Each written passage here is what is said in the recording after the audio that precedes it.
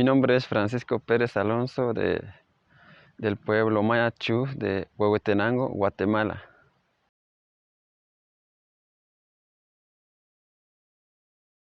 Sí, así como respondía Pablo cuando se le preguntaba o exponía, él decía, ¿no?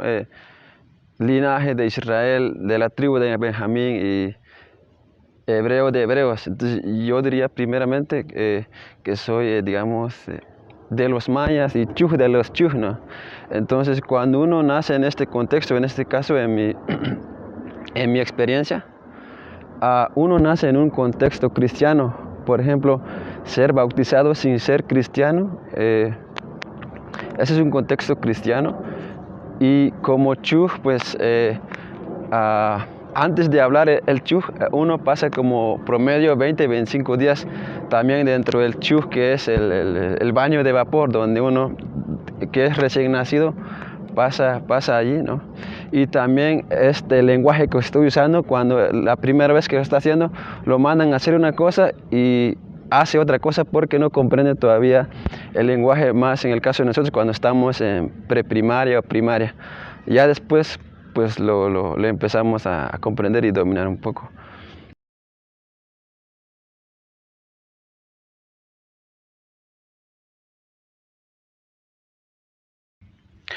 Sí, como decía, a pesar de que uno nace en un contexto cristiano, no es uno cristiano, ¿va?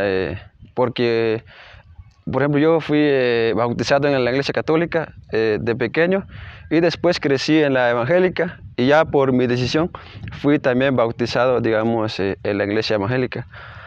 Entonces, ya en este recorrido, ¿no? Cuando estoy creciendo, ¿no? Vienen también estas preguntas de identidad, ¿no? O sea, ¿qué es esta fe que estoy recibiendo, ¿no? Que estoy eligiendo? Y cómo se relaciona pues con mi identidad, ¿no? Que es ser chujo otra vez, vivir en una comunidad, de las prácticas, las tradiciones, de ir a sembrar, cosechar, todo eso. Me di cuenta que la fe cristiana en otro tiempo, para otros, como los antepasados, fue como impuesta. Entonces, eso ha marcado mucho, digamos, el ver a la fe cristiana así como algo negativo, ¿va? Pero también investigando y buscando me di cuenta que cualquier fe que se impone, ya sea la fe cristiana o alguna otra fe maya, azteca, romana, siempre va a ser visto en negativo, ¿no?